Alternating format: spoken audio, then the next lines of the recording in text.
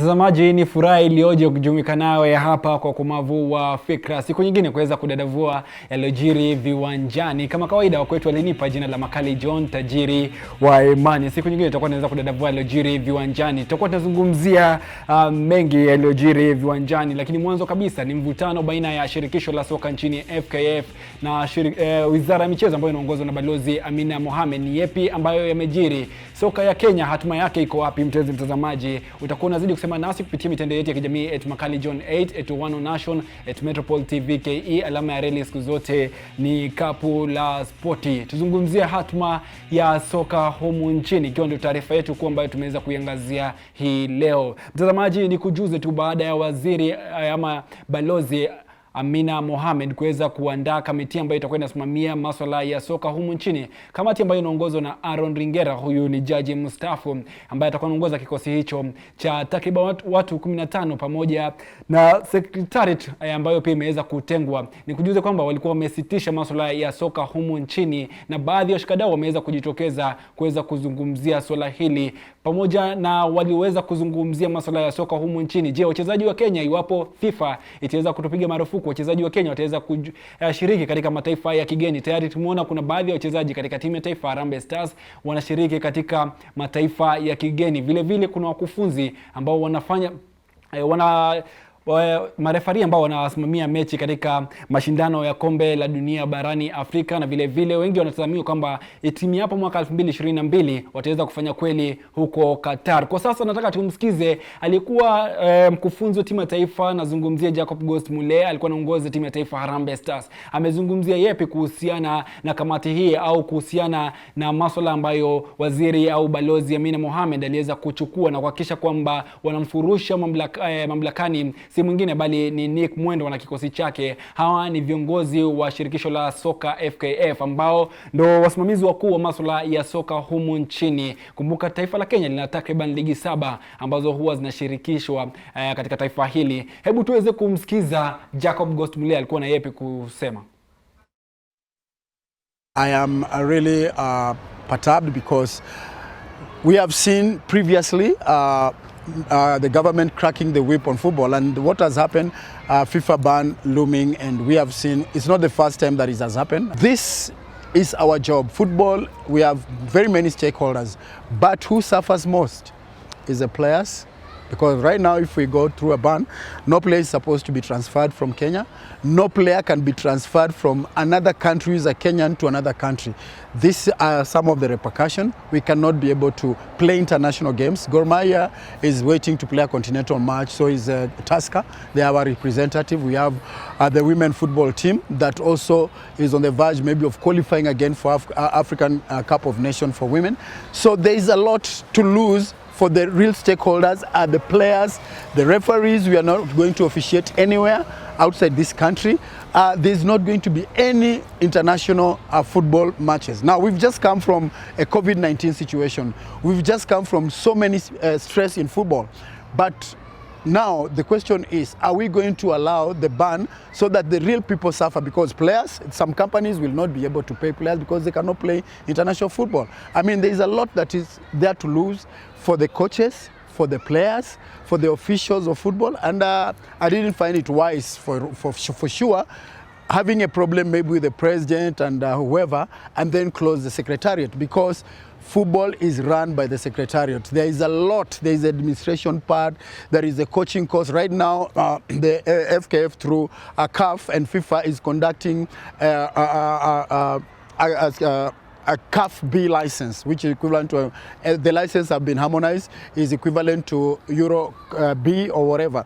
So I think a lot of people who are going to suffer if this ban comes is the real stakeholders, with the players, the referees, the administrators of the game. Yes, the caretaker is there, but also questions have to be asked. How many people in that caretaker committee really understand the intrigues of Kenyan football? I see some people are happy that we should be banned, we are going to crack the whip. There are a lot of stakeholders also involved in the caretaker committee, but football has been disrespected. Why? Because some of the people I'm seeing in the caretaker don't have a clue about football, the running of football. And football is a profession. I've never seen a doctor's problem being solved by a carpenter. So if that committee was entirely for football people who understand the game, the intrigues, what FIFA means, what the harmony between the government and the Football Federation and also FIFA can bring. I'm happy. I hope they are going to resolve it. Failure to do that, it is us. When I talk about us, it is the coaches, it is the players, it is the referees. Right now we are doing very well in international football. We have our referee officiating up to the World Cup level. Now, if this comes, we might even not be able to officiate in Qatar because the referees are about just to be selected who are going to officiate in Qatar. So there's so much to lose. The institution should stay intact and move. The league has been stopped now for 2 weeks. In my head, I'm thinking, who is the new secretariat to run the league? Are we starting afresh? I don't think it's the right thing to do, seriously, because even if we get another office election start, Kenyan football history, the minute you win election, the opposition starts working on you. So it is going to be the same thing year in, year out. But to respect the rule of law, let us handle it. FIFA must be respected, the government of Kenya must be respected, and the federation also must be respected. Mtazamaji, unaarifiwa kwamba siku zote fahali wawili wapiganapo nyasi ndizo huumia. Baada ya kuzungumza na aliyekuwa kocha huyu mkufunzi wa timu ya taifa Harambee Stars Jacob Mulee, anazungumzia mambo muhimu. Anasema kwamba wachezaji ndipo wataweza kuumia katika taifa la Kenya. Manake tumeona katika siku za hivi karibuni soka tayari amezungumzia kwamba imeweza kutupiliwa mbali, na vile vile kuna wale ambao walikuwa wamejitosa katika kuweza kusomea mafunzo ya kuweza kuwa wakufunzi ambazo ni leseni ambazo zinapewa na bodi ambayo inasimamia soka barani Afrika. Anazungumzia CAF. Acha hayo mbali, anazungumzia kwamba mhunzi hawezi akatekeleza wajibu wa daktari au wakili hawezi akatekeleza swala ambalo linafaswa kusuluhishwa na wakili. Waziri Amina Mohamed amemweka Aaron Ringera, huyu ni jaji mstaafu, kuweza kusimamia masuala ya soka. Ila acha hayo mbali, vile vile tuweze kumpata Zedekaya Ziko Otieno. Huyu ni mkufunzi wa timu ya KCB ambayo vile vile inashiriki ligi kuu taifa. Alikuwa na yepi ya kusema. I think this decision should be given a very wide thought and a very wise one. Like just in the Bible where King Solomon, 2 women went to him with each one claiming the baby, and he used his wisdom to solve the situation. So I think like now, the people who are celebrating that Kenya should be banned, you see, they are not directly involved in football. Look at the coaches, the players, the referees. Nobody is for Kenyan ban. I mean, nobody is for FIFA ban. So I think it's something which should be taken very seriously. Why? Because when the ban comes, our referees are not going to officiate internationally. And as you've seen, we've really produced, in the recent years, we've really produced referees at top level tournaments like World Cup, Africa Cup of Nations, Women World Cup. So, and the players also, our players can't go turn professional because it's only the federations which confirm you when you go out for because of the international certificate, transfer certificate. Our coaches also will only participate locally, so we won't get the exposure which is needed in the African or in the world scene. Look at clubs like Gor Mahia, Tusker. They are already participating in the continental tournaments, and with with the looming ban, they won't continue participating. So I think we should, the ministers should try and make a wise decision, just like King Solomon did when the 2 women brought a child to him.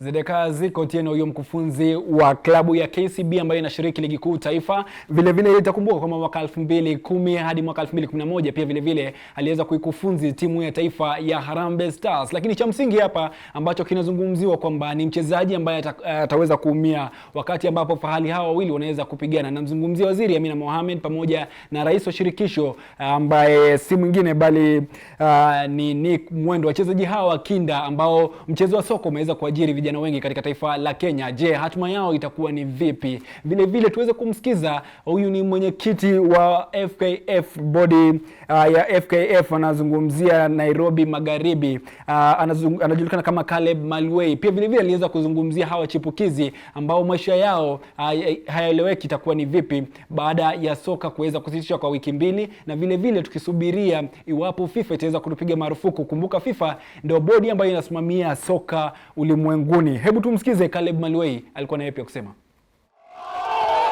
Instead of the government taking the direction we are taking, I would wish they would come in with an advisory role.